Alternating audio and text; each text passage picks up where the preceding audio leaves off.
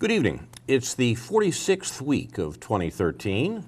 I'm Carl Estabrook, welcoming you to Aware on the Air, where members and friends of the anti-war, anti-racism effort of Champaign-Urbana discuss the U.S. war in the Middle East and try to explain why President Obama is expanding that war and killing children, while he's pretending to the American people that, as he says, he's winding it down.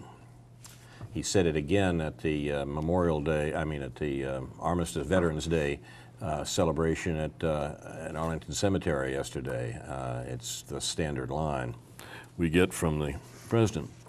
But people are not fools, and in spite of all the administration's misrepresentations, the latest poll shows that almost 3 out of 4 Americans are against the war that continues. It makes it clear whom Obama is working for. It's not for the majority. But because of President Obama's intense propaganda and the shameful cooperation of the American media, most Americans don't know the extent of the war that the U.S. has brought to the rest of the world. At our recent anti-war demonstrations in Champaign and Urbana, the most frequently asked questions were, what war? And by those a little better informed, which war? AWARE, our local anti-war group, was founded 12 years ago, immediately after the 9/11 attacks, by residents of Champaign-Urbana and members of the University of Illinois, who saw that the U.S. government would use the 9/11 crimes as an excuse to carry on and expand its decades-long wars for the control of Middle East energy resources. Today, the U.S. government is threatening, invading, and occupying countries in a vast circle with a 5,000-mile diameter around the Persian Gulf, from North Africa to the borders of India and China, a region sometimes called the Greater Middle East. The U.S. military calls it Central Command. This region has the world's greatest concentration of oil and natural gas, and our government is spending hundreds of billions of dollars month after month to control it. Control, and not just access to these energy resources, is what the U.S. government demands. We, in fact, import little of our own oil supplies from the Mideast. Most of our imported oil comes from the Western Hemisphere, notably Canada and Venezuela. But control of world energy supplies gives the U.S. an unparalleled advantage over our economic rivals in Europe and Asia. These wars are not in the interests of 99% of Americans, only the 1% who profit from armaments and oil. In other words, President Obama is killing men, women, and children in Asia and Africa in our name because China and other countries need oil, and our government intends to have control over where they get it. The president says that he's conducting these vastly expensive wars to stop terrorism and protect civilians. But we can see that instead he's killing civilians and creating terrorists. These wars are not in Americans' interests because it's the 1% who profit from them, especially through armaments and oil. Most Americans don't know that President Obama is conducting the world's greatest terrorist program. But the Bureau of Investigative Journalism in London estimates that the president has killed between 2,500 and 4,000 people with drones alone, including over 200 children. And that's only part of his global assassination program. Within the first few months of Obama's presidency in 2009, he authorized a massive expansion of clandestine military and intelligence operations worldwide. The directive came through General Petraeus, commander of CENTCOM, authorizing Special Forces soldiers to be sent into both friendly and hostile nations in the Middle East, I'm quoting Petraeus now, Central Asia, and the Horn of Africa. The deployment of highly trained killers into dozens of countries was to become systematic and long-term, said Petraeus, designed to penetrate, disrupt, defeat, or destroy enemies of the state. Beyond the rule of law, no trial or pretenses of accountability or declaration of war was involved. They also, these forces, these death squads, prepare the environment for larger attacks from the U.S. or NATO countries, as in Libya and recently thwarted in Syria. Today, the U.S. Joint Special Operations Command, that is, those American death squads, consists of perhaps 66,000 U.S. troops active in more than 100 countries around the world and accountable not to Congress, but only to the President's National Security Council. They're killing people around the world in what is nothing less than the world's greatest terrorist campaign, run out of the White House. No wonder the U.S. is hated around the world.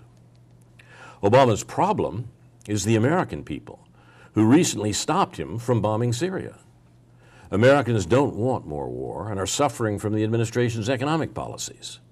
But politicians, bankers, and corporations do want war, so it's clear whom Obama is working for.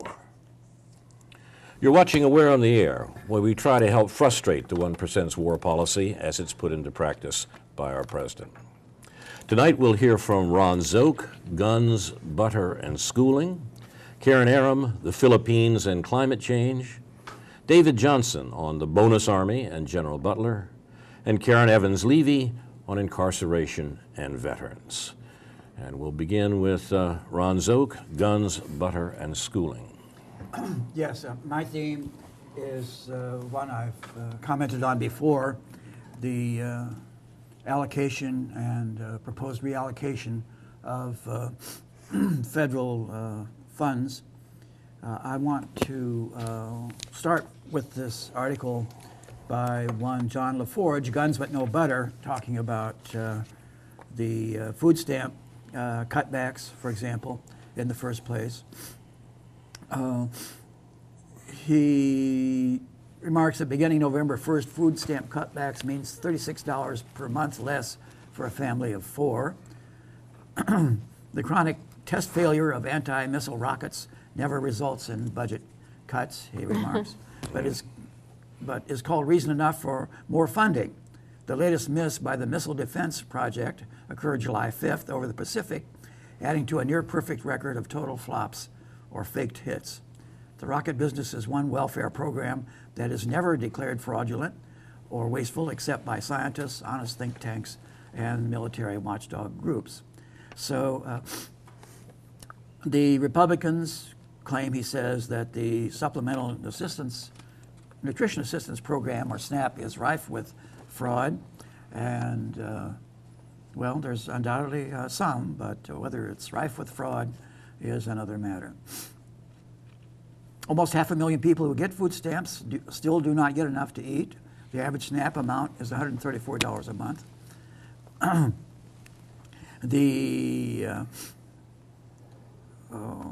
One of the auditors of the program, MIT professor Theodore Postel, charged in a March 2000 letter to President Clinton that the program's officers were most likely attempted to illegally use the security and classification system to hide waste, fraud, and abuse. That included fake test results. So there it is. That's from 12 years ago, but has anything changed? I've remarked here before on the F-35 program, which is becoming a notorious boondoggle. The F-35 has never been operational. There's little or no prospect that it will ever actually be used in combat, yet the Pentagon wants to order 2,400 of them at a cost of $618 million per copy.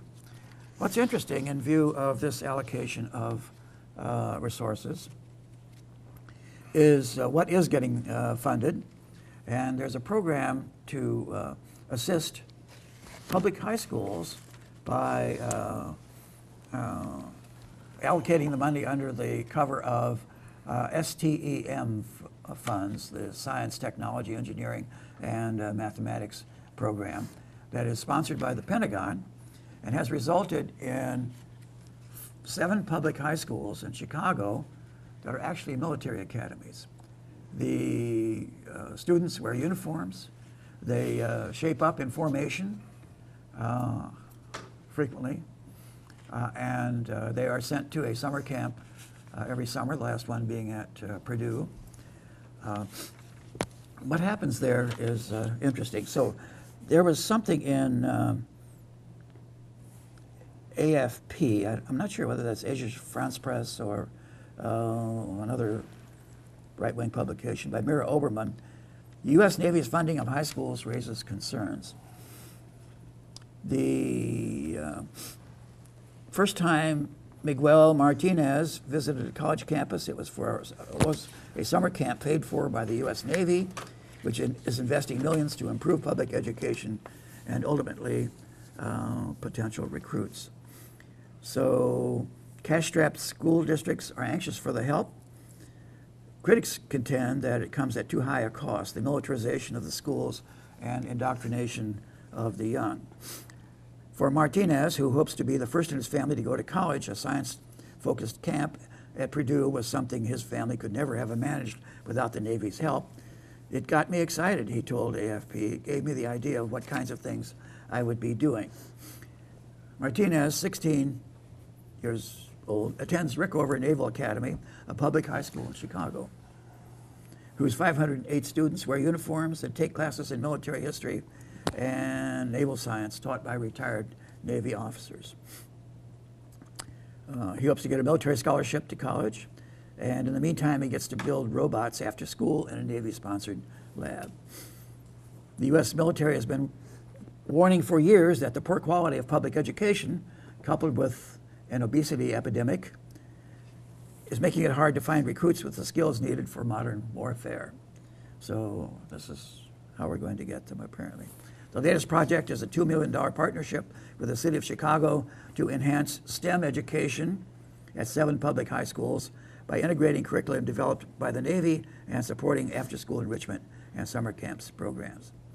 The city already had 6 public high schools run as military academies, which enrolled nearly 2,800 students, the largest contingent in the nation.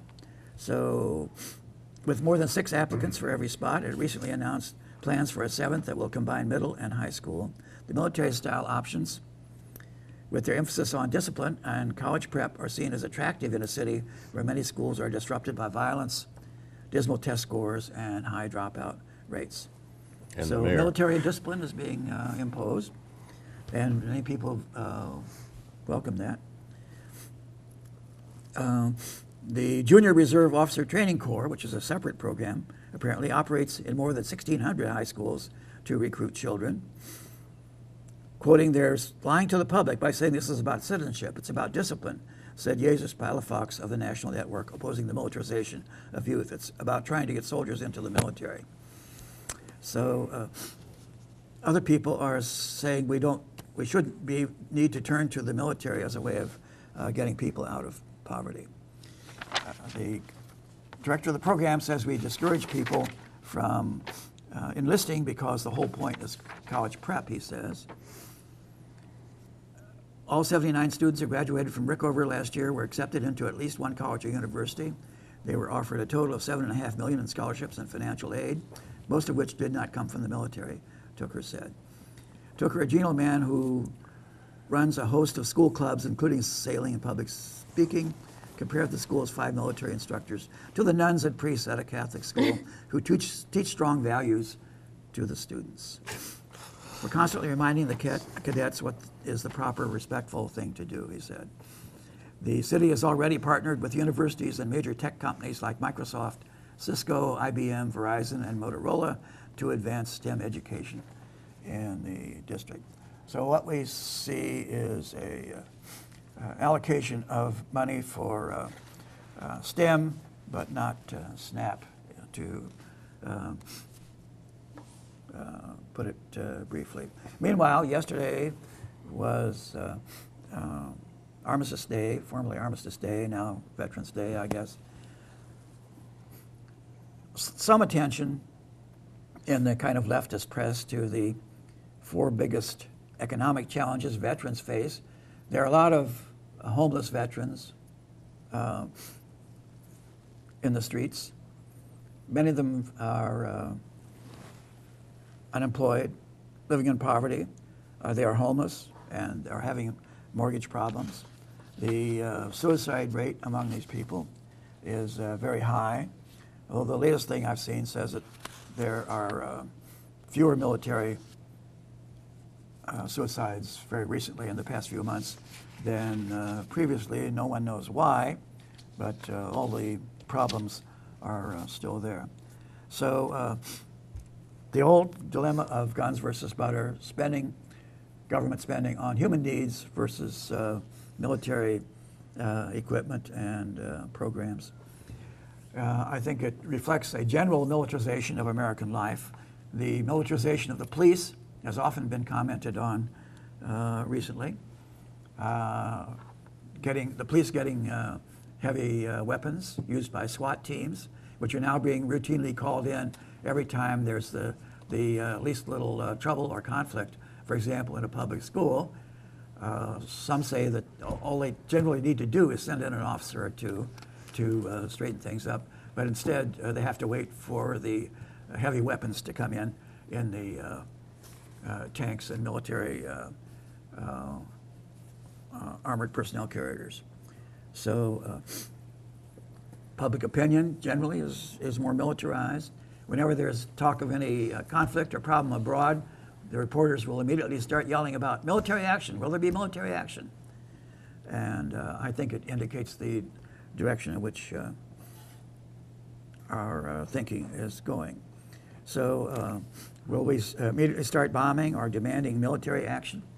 Well, I don't know, but again, are we going to get any butter or human spending from the Pentagon? And I'm afraid that we're going to get more butter if it is used only to lubricate the guns. Thank you, Ron. Worth pointing out, perhaps, that American colleges across the country are enthusiastically reinstating or expanding or establishing a new ROTC programs. ROTC programs stands for Reserve Officer Training Corps. ROTC programs are programs that train officers, people who in college attend training that allows them to receive commissions in the military when they graduate. Those of us old enough to remember know that they were a center of opposition during the Vietnam War, and ROTC programs were driven off campuses in many cases because it was thought that the universities as educational institutions shouldn't be complicit with the colonial war that the U.S. was conducting in Southeast Asia. A generation has gone by, and these programs are back in droves, and colleges and universities are welcoming them, encouraging them the same way the military academies and the public schools are being welcomed. This is part of the same system, and we have to understand this not as sort of accidents and trends of generations, but as direct policy from the American government to make sure that it can carry on its vast worldwide terrorist campaign without the embarrassment of having a draft where draftees think maybe we should say something about what we're doing. That is, they can get complacent officers who have signed up along the way, who have, quote, volunteered, close quote, rather than those who might object to what they're being used for. That was the problem with the draft in the 1970s. So yes, these are disturbing trends. Yeah, the innovation here is not just having a junior ROTC program in the high school, but of the military taking over the entire school. Right, Exactly. right. I'll jump in. The media also uses this type of, if they said that the Taliban was starting schools and military schools to get their people, it's a way of stirring up us. And so to see us doing it, and sorry, go ahead. Anybody else want to say anything? Well, no, I think what you pointed out is correct. They talk about the madrasas, and we look at that as though, oh my goodness, that's, they're military. But then we do the same thing. I think that what we're seeing is the fruits of the program of austerity. Because when people are impoverished, they become slaves to survival. And so this is what we're looking at. And also with the SNAP program being cut, to keep families in poverty, there are a lot of children who suffer, and they suffer the most when families are in poverty. And so then it would be, I see it also as a militarization, because you get those kids that their parents can't afford their food, so then they end up in trouble because the parents have to go out and find other ways in order to feed their families and things like that, and the parents aren't there. they're starved, they start relying on military places giving them food, or giving them education, or giving them a future, and it's the kids that suffer the most, and maybe that's playing into the whole, let's get the military to solve all of our problems, And including poverty. this has been done elsewhere, many places in the world. Burma, for one thing. The reason why so many would join the military there was because they were simply poor, and it was the only way they could feed their families. Right. So when you have student exiles who had been fighting the government, and they started up paramilitary group just to defend themselves, it was very difficult for them because they recognized that these were their brothers that they were fighting, and they could appreciate and understand why these military people were fighting with them. It was all about the food. It was all about survival. Yeah. So we're now practicing a lot of the policies that, of course, we've done it before, but we're actually following what a lot of nations have done in the past. Well, it's an old problem, really. Going Yeah. back, Stendhal, the Red and the Black, notices this. The only way for a poor boy with talent to make a career was either in the clergy or the military. Right. Right. Right. And in Walmart this past week, they had a lot of people put into jail because the Walmart workers were protesting their low wages. Yeah. And so it's not poor people that are not working, it's poor people that are working and that are being Walmart's subsidized by the federal government because their workers don't get enough to live on. Right. And then those children of those people are also poor, yes. You know, it'd be worthwhile, though, to extend that. I mean, to take the bull by the horns there and to take that seriously. Say, okay, if Walmart is paying wages that have to be supplemented for the by the federal government for it to be possible for these workers to live, why don't we simply establish a system of national income, of a negative income tax or a guaranteed annual income for Americans, then let the Walmart pay what it wants. I mean, you get rid of minimum wages, which is what our neoliberal politicians say they want to do. You get rid of neoliberal wages if you had a guaranteed annual income or a new WPA that would provide jobs at living wages for people. But we've heard none of that from our national leadership. Our illustrious leaders, yeah. I think the reason that is because, as Ron pointed out with Mayor 1% Rahm Emanuel in Chicago, just exemplifying this, is that the last 30-some years, the public sector has been starved for funds, anything from public schools to universities, forcing them to turn to the corporate sector to get their money. This all goes back to control. The corporate sector wants us basically fighting over crumbs of bread to where we'll line up for jobs paying $3 an hour, and the military wants a huge pool of people to recruit from for their continued wars. This, like you said, Carl, this is no accident. This is deliberate policy. Right. You're watching We're on the Air. We'll go to Karen Aram with some talk about the terrible storm in the Philippines. Yeah, I just want to mention the fact that now the mainstream media has been covering it and will probably continue to cover it for, the next couple of weeks, or as long as it's, getting ratings. And it's really devastating. I lived in the Philippines, I lived in Manila. They were not harmed by this. It was the outer islands, Tacloban, I believe it's called. And it's only going to get worse. And I think that's my point. They need our thoughts and prayers. People are giving our thoughts and prayers. Of course, they need food, they need water. There are organizations out there that are working to provide them with food and water and shelter. And Americans are sitting back and they're feeling very sorrowful and they're watching this as if it was a drama played out. And some Americans will certainly wring their hearts, Europeans, etc., Asians, and contribute. And this is all very well and good. But the reality is, unless we do something about climate change, it's only going to continue, it's going to get worse. Kiribati, which used to be the Kiribati Islands, they used to be the Gilbert Islands, I think they've been given up on. I don't know, there were some actions recently about saving them. I But I think they gave up on that. I'm not sure. The Maldives, I think they're already planning, the Maldives, the beautiful islands, I think they're already planning evacuations. Not due to this typhoon, but just due to the destruction of climate change. So the Philippines, where we have major military bases, or naval bases, is going to, the outer islands, the poor, are going to suffer even more drastically if something isn't done. And yet our government, and meeting in Warsaw, right now they're meeting in Warsaw to discuss this. And I think the American people have got to recognize how important this is. We have got to push our leaders to start doing something and to stop ignoring the cries of help. And the same administration that has done nothing on unemployment and underemployment also has done essentially nothing on climate change and the real issues that are. And many of the people who voted for this administration voted for them in part because they thought that they would do something on these major problems facing the country. Instead, we get dead children on the hills of Pakistan. Yeah.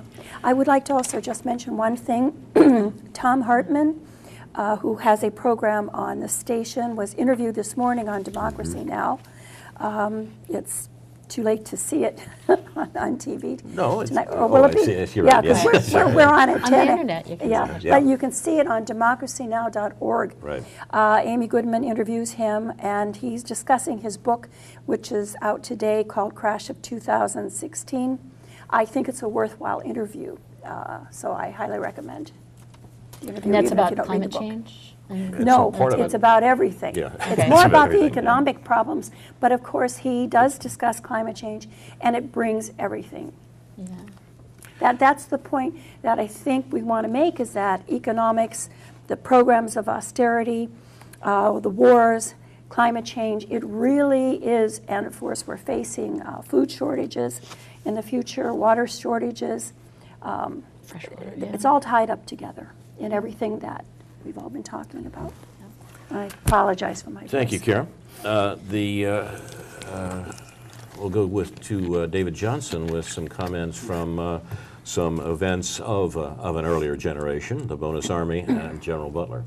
Okay, before that, Carl, I want to point out that yesterday, November 11th, was not just Veterans Day, it was also the anniversary of the Haymarket Martyrs' murder by the state of Illinois in Chicago. The Haymarket Martyrs, August Spies, George Engel, Adolph Fisher, and Albert Parsons were basically murdered by the state of Illinois for their fight for the 8-hour day and other things to help workers and their rights. This happened they were hanged on November 11th, 1887 in Chicago.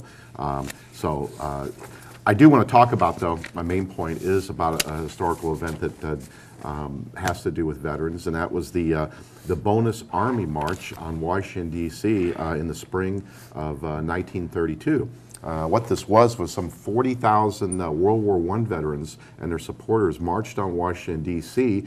and camped out everywhere from the edge of the White House down to the Potomac. It was like the early Occupy movement, and what they wanted, this was 3 years into the Great Depression, and they wanted the bonus that was promised them as soldiers in World War I, which Congress, when they passed the Bonus Act, stated that they were going to have to wait until 1945 to get their bonus money with compound interest, but they were wanting it now because of the ravages of the Great Depression and the horrible unemployment that most Americans faced.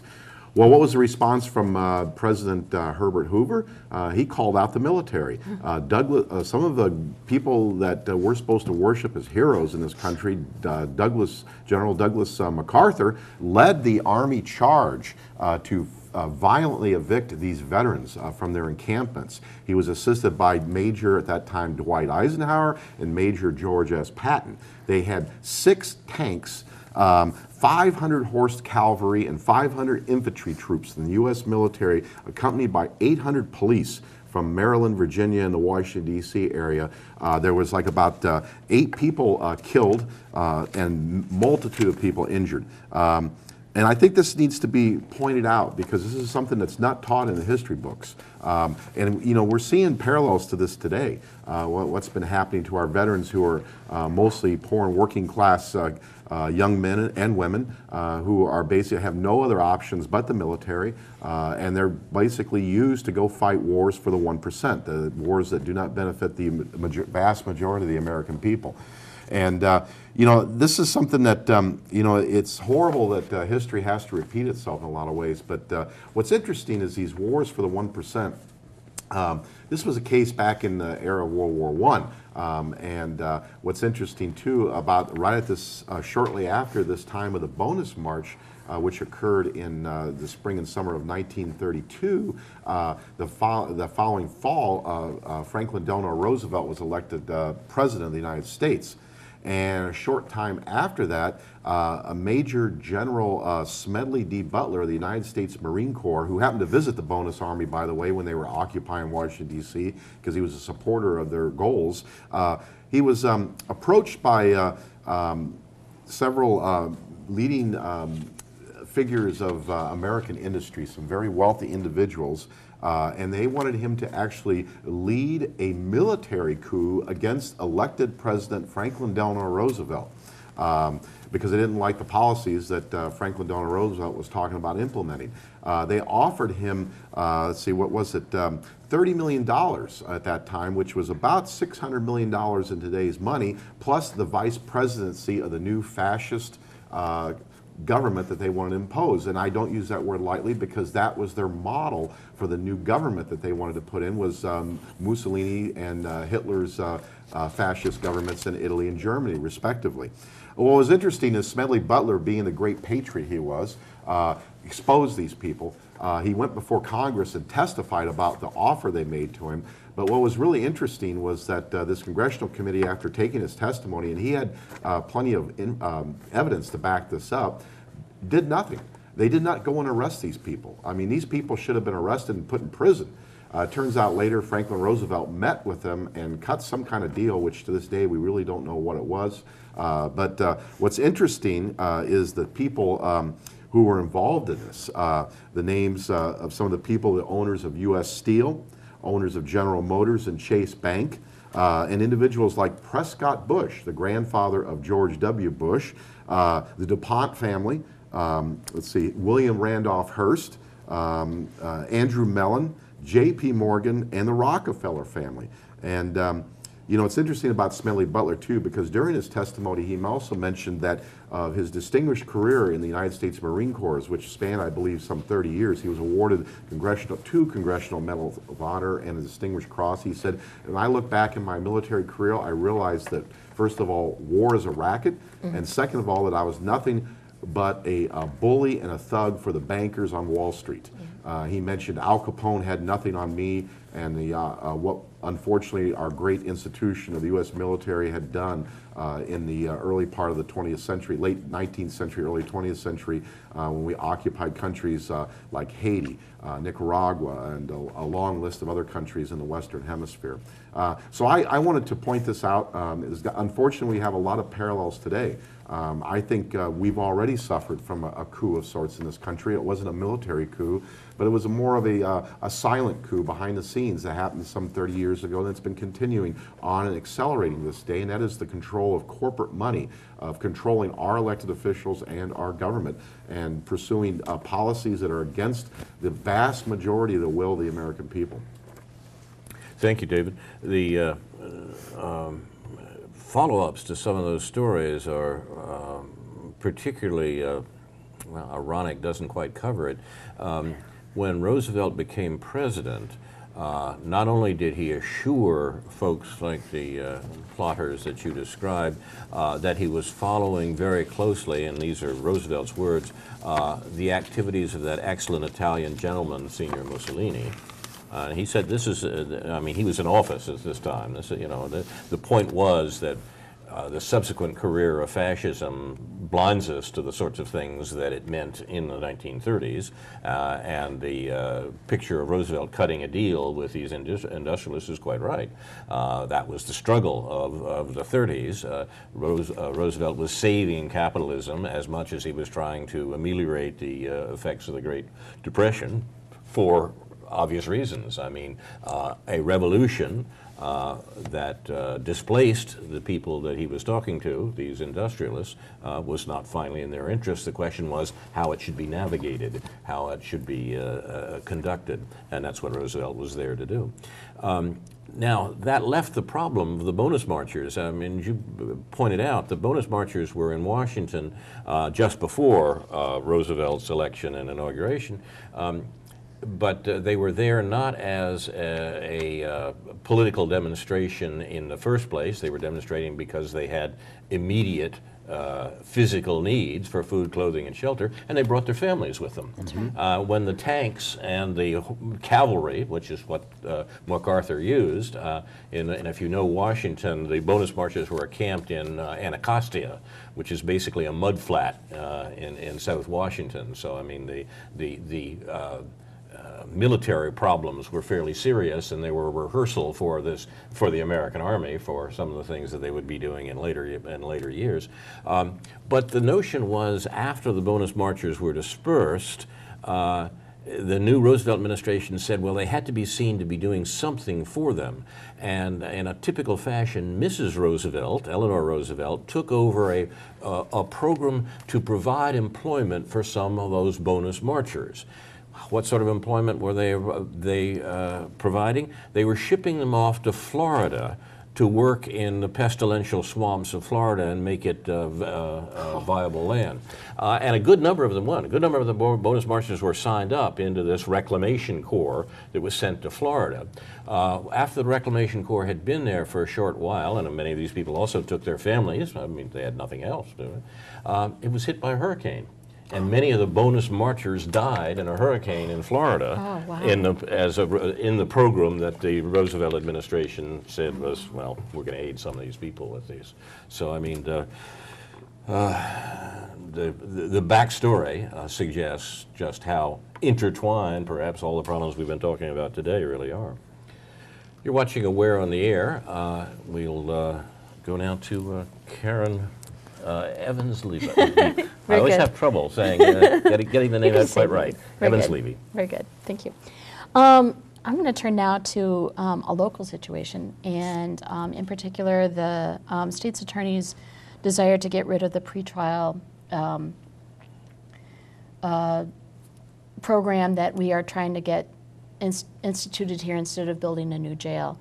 And I just wanted to read a little bit from the report that that Kalmanoff actually gave to the county board, talking about the way that we should, it would be cheaper for us to actually invest in preventative measures rather than to build a new jail.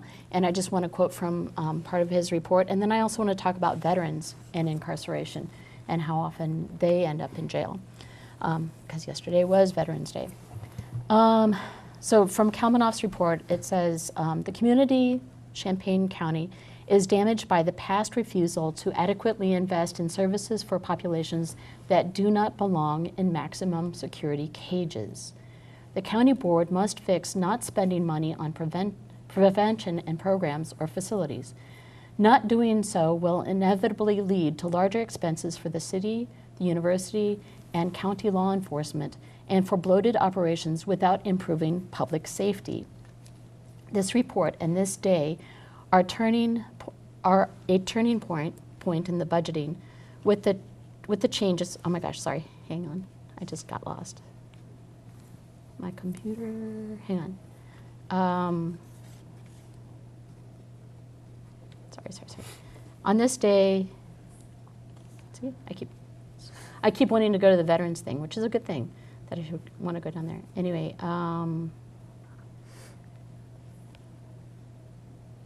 anyway, basically he goes on to say that this report and this day are a turning point on budgeting. With the changes, there will be real relief in ever-increasing budget pressures on the immediate horizon. The reallocation of resources now, particularly the public safety sales tax, PSST funds, is needed to prevent waste of the study effort and to capitalize on large savings that can be achieved. Jurisdictions nationally have chosen this path of decarceration, changing policies to prioritize keeping people out of jail, yet punish more effectively and save resources. This is now an established best practice to drastically minimize the use of facilities, promote intact families, and give juveniles the best chance of not engaging in criminal activity. Basically what he's saying is there are a lot of people in jail that don't need to be in jail. It costs a lot of money to keep them in jail, and the families suffer from that, and the children suffer the most again from that, and that they end up also needing resources from us in the long run if we incarcerate their parents. And so what does this have to do with war, the military, and veterans? On any given day, veterans account for 9 of every 100 individuals in U.S. jails and prisons.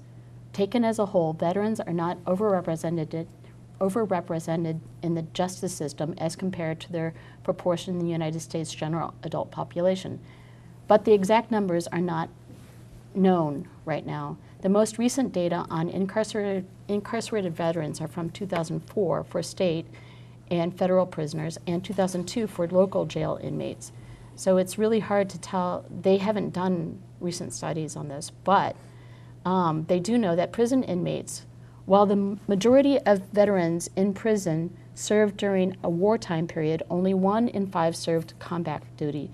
Of those who served during wartime, most were Vietnam veterans. Nearly all veterans in prison are males with a median age of 45 years. The average veteran in prison are more likely to have committed a violent crime and to serve a longer sentence than civilians, but less likely to have a criminal history prior to the offense that resulted in prison. As jail inmates, there's a study of incarcerated and homeless veterans who were contacted by outreach workers. This study found that 1 in 5 incarcerated veterans were experiencing long-term homelessness prior to being admitted to jail, and 3 out of 4 were unemployed. So veterans, okay. There was a case study in Travis County, Texas. In 2008, the jail in Travis County, Texas conducted a survey of inmates being booked into the county jail over the course of 3 months. Each month, approximately 150 persons being booked into jail self-identified as veterans. Half of the inmates served in the Army, and 1 in 5 were in the Navy. The majority were arrested for a misdemeanor offense. The most frequent charges were driving while intoxicated, assault with bodily injury, possession of an illegal substance, theft, and traffic offenses. Veterans under 30 years of age were responsible for 4 in 10 of the alcohol and drug-related offenses. 1/3 of the veterans booked into jail had received health care services from the U.S. Department of Veterans Affairs. Veterans in their 20s and 30s were less likely than older veterans to be connected with the VA. So basically, the reentry program for veterans coming back from war needs to be improved. Veterans do end up in jail for violent offenses, and they tend to serve longer sentences for that, and they tend not to have a prior conviction prior to the incarceration. But they do tend to be homeless and also drug users. They're self-medicating, basically. And so these are some of the people that these are problems that can be solved without incarcerating people, a lot of these problems. The violent offenses, yes, we need to have prisons for certain types of offenses, but we do not need to put people and pay the money for keeping these people in cages. And veterans are some of the people that suffer from us putting people in cages. And we need to do preventative, invest in the VA and support the veterans once they come back, and not turn the military against the veterans when they try to get their their rights, the promises that were not kept for them. Thank you, Karen. Comments? I would like to comment on an article I just read yesterday. I posted it on Facebook, and I've already forgotten who wrote it. But it dealt with the fact that veterans go for mental health care because many of them are suffering severe. And what they're given is painkillers. They're given prescription drugs, painkillers. They are not given counseling. They're not given what they really need.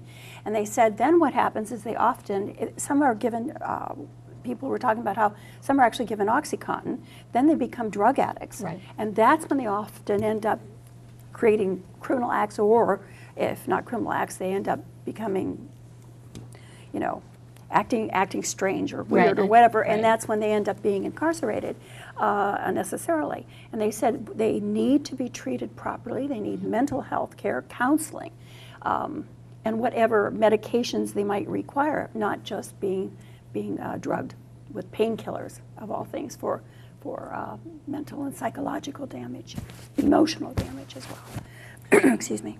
I was at a conference of psychoanalysts in Chicago a month ago, and one of the most disturbing presentations was by an analyst who, psychotherapist actually, who works with soldiers in a hospital where he's in fact not paid by the Defense Department, but rather by the hospital.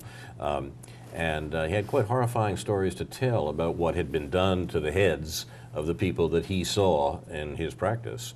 It is really quite disturbing. And we play into that occasionally sometimes when we talk about veterans who served here and there.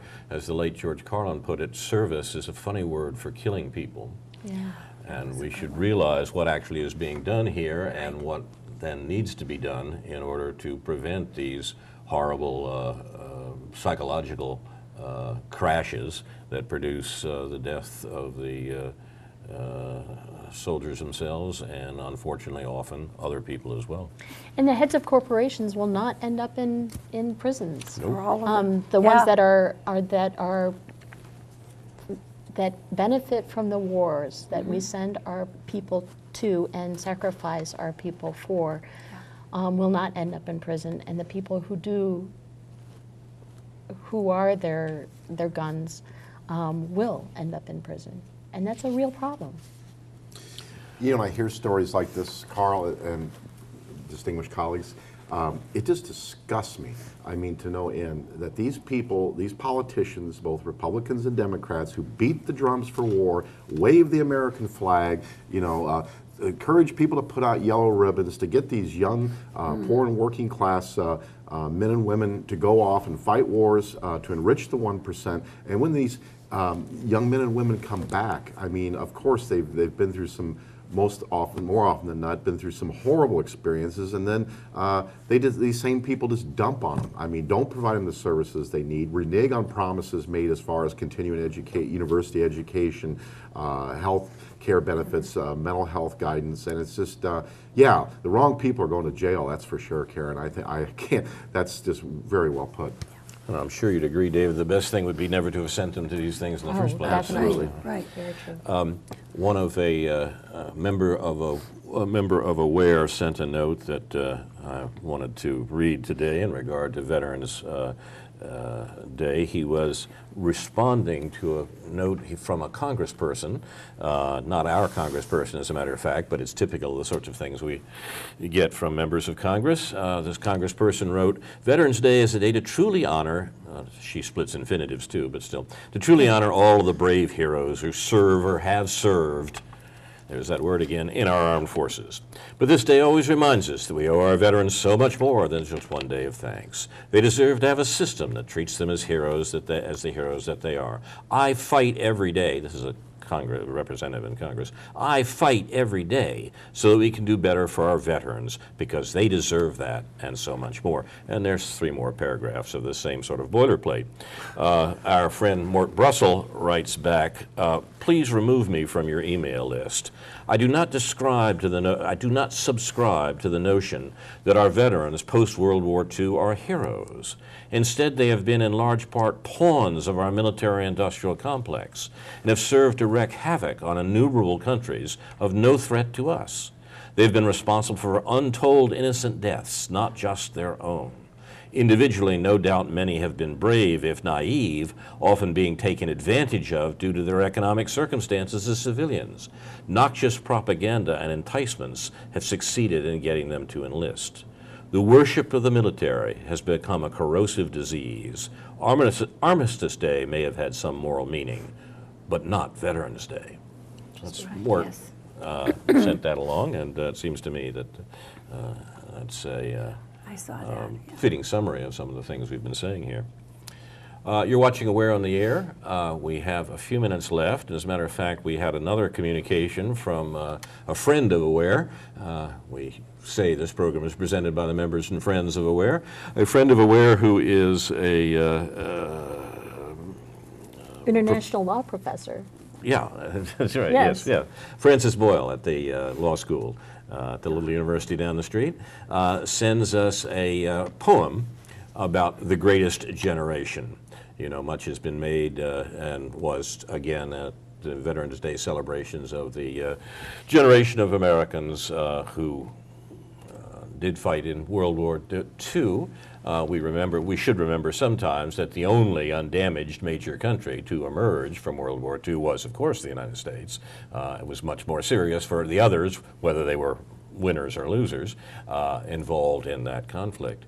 But the greatest generation has been the smarmy title given, I think, in a book by a news broadcaster, or at least he used it for a title, for Americans of that era. Francis Boyle writes as follows: "The greatest generation? Oh, really? If they were so great, then why did they send their sons so willingly off to die in Vietnam, a war they started while we suffered from it? 58,000 young men of my generation were murdered by the greatest generation. Hundreds of thousands of our lives were destroyed, plus 3 million genocided Vietnamese. Not that Gooks mattered to the greatest generation, then neither did we, their sons. Why didn't the greatest generation rise up as one and tell the American empire that you will not have our sons over our dead bodies? Hell no, they will not go. Why did the greatest generation not fight for us, their sons, against the American empire, as they did against the German and Japanese empires? We, the sons of the greatest generation, were not worth it. They said they were liberating people in foreign lands. Then why did the greatest generation send their sons to fight and die in that God-forsaken land, and to murder millions living in their own land? Was this some blood sport we had to play, with them as pony riders and U.S. as Buzkazi goat carcasses? Was it reverse Freudian Oedipal complex, them killing us off before we got to them and took their place? Were we blood sacrificed to Moloch, with them as priests and we as sacrificial lambs? Were we their Abrahams, actually murdering us, their Isaacs, in a holocaust to their genocidal Yahweh? Hard to say what was going on in the minds of the greatest generation, if anything at all. Mindless patriotism, the last refuge of those scoundrels. They knew all about war. They sent their sons marching off into the valley of death, the charge of the Light Brigade. The result was predictable: a decimated generation, a shattered generation, my generation. But we ended their damn war. The greatest generation? Hell no. A pathetic generation. May they ever be tormented by their own sons' souls." Francis Boyle, professor at the Illinois Law School, sent us that. It was posted in the website Counterpunch, if you'd like to consider it again. Yeah, Comments? I do. I have chills hearing that. I would like to recommend Tim Weiner's Legacy of Ashes, which I know my colleagues have recommended previously.